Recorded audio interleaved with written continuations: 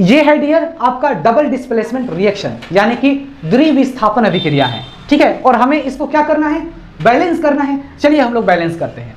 यहाँ पर देख लीजिए हाइड्रोजन 2 है, यहाँ भी हाइड्रोजन 2 है। यहाँ देख लीजिए सबसे पहले पोटेशियम यहाँ 2 है और यहाँ पोटेशियम 1 है, तो 2 करना है, तो यहाँ पर 2 लिख दीजिए, पोटेशियम 2 हो गया, ठीक है। अब यहाँ देख लीजिए 2 ऑक्सीजन है और यहाँ पर 3 ऑक्सीजन, 2 और 3 5 ऑक्सीजन, और यहाँ कितने ऑक्सीजन है 1 और 3 4 ऑक्सीजन, यानी कि इसको हमें 5 करना होगा। तो कैसे 5 कर सकते हैं, तो देख लीजिए आप यहाँ 2 लिख दीजिए, तो 2 1 2 ऑक्सीजन और 3 ऑक्सीजन 5 ऑक्सीजन हो गया।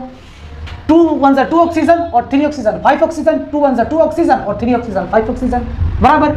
अब यहाँ देख लीजिए 2 हाइड्रोजन और यहाँ भी 2 हाइड्रोजन और यहाँ 2 हाइड्रोजन 4 हाइड्रोजन, 2 2 4 हाइड्रोजन, ठीक है, यानी कि ये बैलेंस्ड हो गया, ठीक है, बैलेंस्ड ये हो गया, कुछ भी इसमें नहीं है, ठीक है। आप देख सकते हो बैलेंस्ड हो गया। 2 पोटेशियम 2 1 2 ऑक्सीजन और ये 3 ऑक्सीजन 5 ऑक्सीजन, ठीक है, और ये 2 ऑक्सीजन और 3 ऑक्सीजन जोड़ दीजिए तो 5 ऑक्सीजन, ठीक है। अब यहाँ देख लीजिए 2 1 2 हाइड्रोजन और 2 हाइड्रोजन 4 हाइड्रोजन, 2 2 4 हाइड्रोजन, कार्बन 1, ठीक है। तो ये बैलेंस हो गए, समझ में आ गया। इस तरीके से बैलेंस आप कीजिएगा, ठीक है। अब यहाँ देख लीजिए ये 3 है ना एलिमेंट, पोटेशियम है, हाइड्रोजन और ऑक्सीजन, 3 और 3 ही रिएक्शन कर रहे हैं, यानी कि कौन सा रिएक्शन है, ये है डिस्प्लेसमेंट रिएक्शन, यानी कि ये विस्थापन अभिक्रिया है, ठीक है। इसको हम क्या बोलेंगे, रिएक्टेंट्स, और इसको प्रोडक्ट्स बोलेंगे, ठीक है, क्योंकि ये रिएक्शन कर ही रहा है तो प्रोडक्ट ही बनेगा, ठीक है।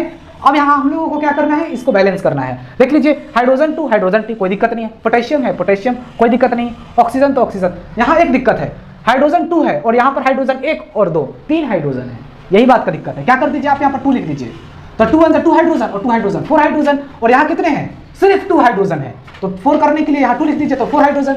ऑक्सीजन 2 1 2 ऑक्सीजन, 2 1 2 ऑक्सीजन, पोटेशियम भी 2, तो यहाँ पर भी 2 लगा दीजिए, तो 2 पोटेशियम, ठीक है। ये आपका बैलेंस हो गया, ये संतुलित हो गया। देख लीजिए 2 पोटेशियम 2 ऑक्सीजन 2 हाइड्रोजन और 2 हाइड्रोजन 4 हाइड्रोजन, 2 2 4 हाइड्रोजन, हो गया बैलेंस।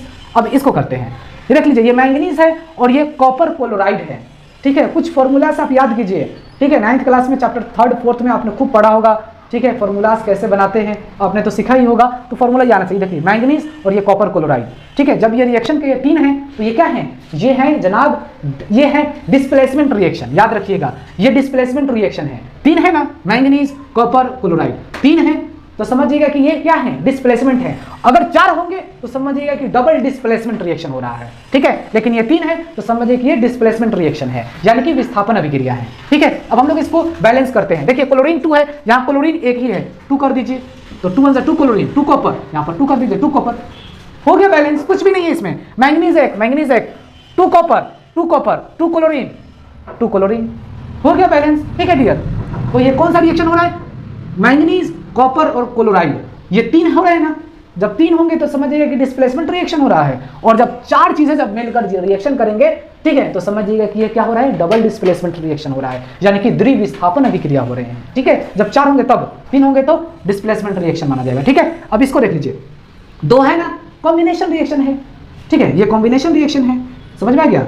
तो ये कॉम्बिनेशन रिएक्शन 2 या 2 से अधिक मेटल मिलकर एक कंपाउंड का निर्माण कर रहे हैं, तो उसको क्या कहते हैं, कॉम्बिनेशन रिएक्शन, यानी कि यह संयोजन अभिक्रिया हो रहा है, ठीक है। और इसको हम क्या बोलेंगे, अभिकारक बोलेंगे, और इसको उत्पाद, इसको अभिकारक इसको उत्पाद, इसको अभिकारक इसको उत्पाद, इसको अभिकारक इसको उत्पाद, ये चीजें आप याद रखिएगा, ठीक है। यहाँ पर देख लीजिए ये हम है ना, ये इस तरीके से खड़ा, तो लेफ्ट साइड वाला क्या होता है, अभिकारक यानी कि रिएक्टेंट्स, और राइट साइड वाला क्या होता है, उत्पाद यानी कि प्रोडक्ट्स। ये आप याद रखिएगा इस तरीके से, क्लियर। जिस जहां आप लिख रहे हो तो लेफ्ट साइड वाला क्या कहलाएगा, रिएक्टेंट्स, और राइट साइड वाला उत्पाद, ठीक है। हाँ अब ये देख लीजिए, अब हम लोग इसको वो करते हैं, बैलेंस करते हैं, बता दिया, यह कॉम्बिनेशन रिएक्शन हो रहा है, ठीक है। तो देख लीजिए क्लोरीन 2 है और यहाँ क्लोरीन कुछ नहीं, तो एक ही है, तो 2 करना है तो यहाँ 2 कर दीजिए, तो 2 क्लोरीन 2 सोडियम हो गया, और यहाँ सोडियम एक ही है तो 2 यहाँ लिख दीजिए, तो 2 सोडियम 2 क्लोरीन बैलेंस हो गए, ठीक है। अब 5 नंबर देखते हैं लास्ट, देख लीजिए इसमें हाइड्रोजन क्लोरीन 2 हो गए ना, और एक सोडियम 3 हो गए, 3 हो गए तो क्या बनेंगे, डिस्प्लेसमेंट रिएक्शन, यानी कि इसको बोलेंगे हम विस्थापन अभिक्रिया, क्या बोलेंगे, विस्थापन अभिक्रिया हो रहा है, ठीक है। और ये रिएक्टेंट्स कहलाएंगे और ये प्रोडक्ट्स कहलाएंगे। अब इसको हम लोग बैलेंस करते हैं, हाइड्रोजन यहाँ पर है 2 और यहाँ हाइड्रोजन है 1, यहाँ 2 लिख दीजिए, तो 2 हाइड्रोजन 2 क्लोरीन, यहाँ क्लोरीन एक ही है तो 2 करना है तो यहाँ पर 2 लिख दीजिए, तो 2 क्लोरीन, सोडियम 2 है और यहाँ सोडियम 1 है तो यहाँ 2 लिख दीजिए, तो 2 क्लोरीन, हो गया बैलेंस, कुछ भी नहीं है। 2 हाइड्रोजन 2 सोडियम 2 क्लोरीन, 2 1 2 क्लोरीन और ये 2 1 2 क्लोरीन। ठीक है, तो ये समझ में आ गया। तो ये आपका बन गया बैलेंस्ड केमिकल इक्वेशन। ये मैंने आपको बैलेंस करके दिखा दिया। संतुलित समीकरण इसी तरीके से हम लोग करेंगे। ठीक है, अब इसके एक पार्ट और आएंगे जो बहुत ही हार्ड होगा, वो थोड़े कॉम्प्लेक्स होंगे। ठीक है, ब्रैकेट में लगे होंगे, वो सबको हम लोगों को बैलेंस करना होगा। ठीक है, देख लीजिएगा, पेपर में जरूर आते हैं इसे। जब तक के लिए जय हिंद।